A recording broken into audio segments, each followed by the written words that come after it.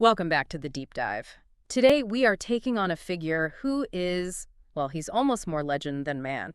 We're looking at a stack of conflicting sources, a whole lot of political spin, and centuries of history to tell the story of one person. And what a person. Right. This is the story of a towering Viking raider who, through a single act of, I guess, radical pragmatism, didn't just change his own destiny. He fundamentally redirected the course of European history. He really did. He set the stage for the Norman conquest of England 150 years later, almost without even knowing it. We are talking about Rollo, the Princeps Normannorum, the founder of Normandy. It's an absolutely extraordinary pivot in a single lifetime. And for anyone studying the Middle Ages, Rollo is one of the most frustrating and compelling puzzles you can find. Frustrating because the sources are so thin. Exactly. He appears in only one undisputed contemporary source, a brief charter from 918. That's it. And yet his legacy is just immense. It's undeniable. So our mission for this deep dive is to try and cut through those layers of legend. We want to trace his transition from this formidable pagan war leader to a Christianized Frankish-style count. And to understand the mechanism. How did he establish a political system that was, completely unprecedented for Vikings? A permanent, stable principality. Okay, let's start at the very beginning then, with this enormous figure, Rollo, or as he was probably known, Rolf. The first problem, the very first thing you run into, is just sheer confusion over his origins. Before he founded Normandy, who was he? Where did he come from? The chroniclers who wrote about him, even centuries later, couldn't seem to agree if he was Danish or Norwegian. And that confusion isn't an accident. It's actually a brilliant early example of, history being weaponized for political gain. The whole question of Rollo's ancestry has sparked these debates for 1,000 years. So the sources tell us more about the writers than about Rollo himself. Absolutely. They tell us about the political needs of the people writing the history, not necessarily the reality of the 9th century. Okay, so walk us through the main players in this confusion. The story really starts with a man named Dudo of St. Quentin, who's writing the earliest narrative history we have. Right. Dudo of St. Quentin. He wrote his history, De Moribus et Actis Primorum Normanniae Ducum, in the early 11th century. And the timing here is critical. Who was he writing it for? He was writing for the great-grandson of Rollo, a man named Richard II, who was the Duke of Normandy at the time. So there's a clear patron. With a clear agenda, I'm guessing. A very clear agenda. Dudo claimed that Rollo was the son of an exiled Danish king, driven out of his homeland by a usurper.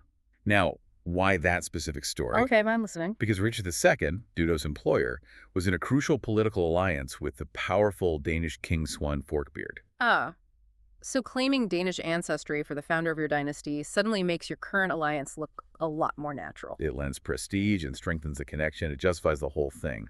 Dudo's narrative, frankly, it often reads more like propaganda designed to elevate the status of the Norman dukes than pure history. So right from the get-go, we have to be incredibly skeptical of the first major source. He had a clear political reason to shape the narrative. We have to be. Dudo relied heavily on a single source himself, an aging Norman informant, Richard's Chamberlain, who was the son of a Viking. So what you're getting is filtered oral tradition, highly prone to bias, embellishment, and, memory. But that Danish story wasn't the only one floating around, was it? Not at all. Almost immediately, you get other sources that challenge this Danish narrative directly. And these are coming from outside the immediate Norman court. Precisely. Yep. You have figures like Geoffrey Malaterra. He was a monk writing in Sicily, of all places, where the Normans were busy conquering southern Italy at the time. So he's Norman adjacent, but not directly employed by the Duke. Exactly. And he independently states that Rollo sailed boldly from Norway. Then you have William of Malmesbury, the great 12th century English historian. He affirms this, writing that Rollo was, quote, born of noble lineage among the Norwegians. So these accounts suggest a broader, maybe less politically motivated tradition that pointed north to Norway. That's the feeling you get. And then, much later, you have the great Icelandic sagas. Famous for turning heroes into myths. And they weigh in very definitively. The 13th century sagas, especially Snorri Sturluson's Heimskringla, they explicitly name him as Ganger Hrolf, Ganger Hrolf, the son of Ragnvald Eysteinsson, who was the powerful Jarl of Mur in western Norway. This lineage connects him directly to one of the most important ruling families in early Norwegian history. The sagas aren't always reliable for exact details, but they're cementing this image of Rollo as a powerful Norwegian noble who's seeking his fortune abroad. That's it. So if you strip away the political spin, the Danish version being a convenient myth for Duke Richard II, what you're left with is a powerful, high-status individual. Probably Norwegian. Almost certainly Norwegian, named Hrolf, whose destiny became, well, completely tangled up with the weakness of the Frankish kingdom. So Rollo, which is just a Latinization of Hrolf, was a product of this massive Viking expansion. His real story, his impact, begins when he arrives on the French coast. Yes, leading a coherent, formidable war band and exploiting a land that was both incredibly rich and deeply, deeply divided. And that's the perfect transition into the Viking Age itself. What was this convergence of factors that allowed men like Rollo to go from being, say, seasonal raiders to permanent territorial threats in Francia? You're talking about the period from roughly 793 to 1066 CE. And this expansion was driven by a perfect storm of technological superiority, political fragmentation in Europe, and just immense economic incentive. Let's start with the technology, because that feels like the real game changer here. It absolutely was. The longship. Everyone knows the name, but what specifically made the longship, or the drakkar, so revolutionary for fighting a war in the river valleys of Francia? It really boils down to two key things, Well, the construction and the draft. They use something called clinker construction. so the planks overlap. The planks overlap, which makes the vessels incredibly flexible, strong, and resilient in the rough open seas. But crucially, and this is the important part for Francia, they had an extremely low draft. They didn't need much water to float. Not at all. Most longships needed only about 3 feet of water, maybe even less. And why is that a complete disaster for the Frankish kingdoms? Because the entire Frankish defense strategy was built around coastal protection and land-based armies. They assumed deep-water ships couldn't get into the interior. That the longship could. The longship just completely negates that whole strategy.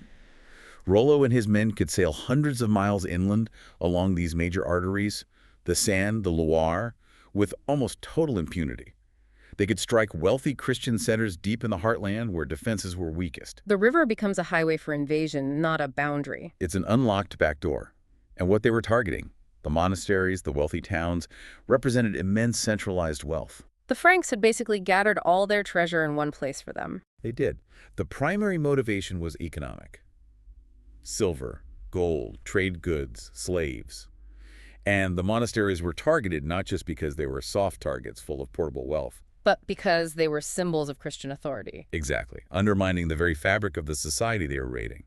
But the second major driver was the political state of Francia itself. The collapse of Charlemagne's empire. Yes.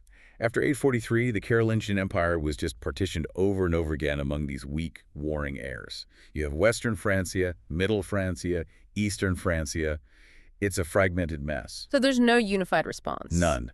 This internal warfare was the political pull factor. The Vikings weren't facing a coordinated military. They were facing squabbling regional rulers who were often more interested in fighting their own cousin than in organizing a national defense against the Northmen. Rollo was basically exploiting a power vacuum. A huge vacuum of central authority, largely personified by the ineffectiveness of the king, Charles the Simple.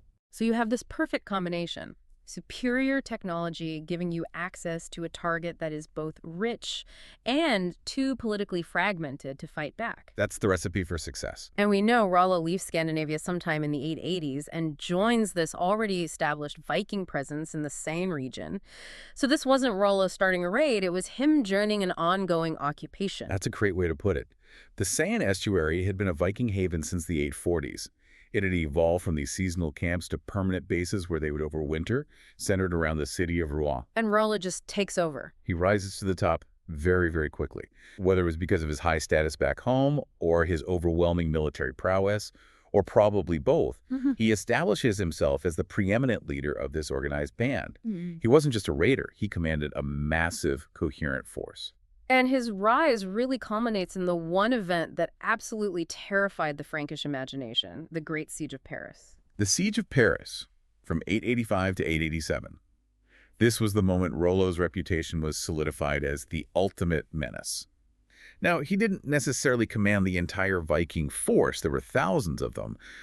But he was certainly a primary leader in the group that sustained this long, intermittent siege. And the city itself, it held out, right? It did, largely thanks to the strategic position on an island and the tenacity of its defenders, like Count Odo of Paris. The city held, but the political outcome for the Frankish crown was, well, it was disastrous. Utterly disastrous. The ruler at the time was Charles the Fat, the last emperor to hold all of Charlemagne's realm. He shows up with a massive relief army. And refuses to fight. He just refuses to fight. In a move that completely sealed his political fate, he paid the Vikings off.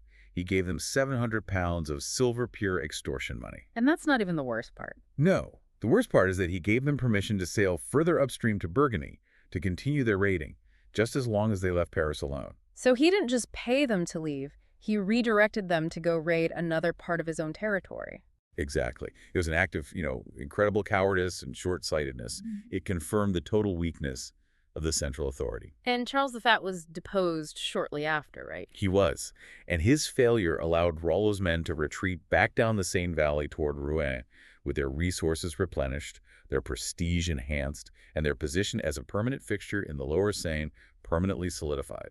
That consolidation was Rollo's base of operations. You mentioned that Rollo's men were a coherent force, but the sources give us this incredible insight into their leadership style, which was very different from the Frankish model. It's a fantastic window into a clash of cultures.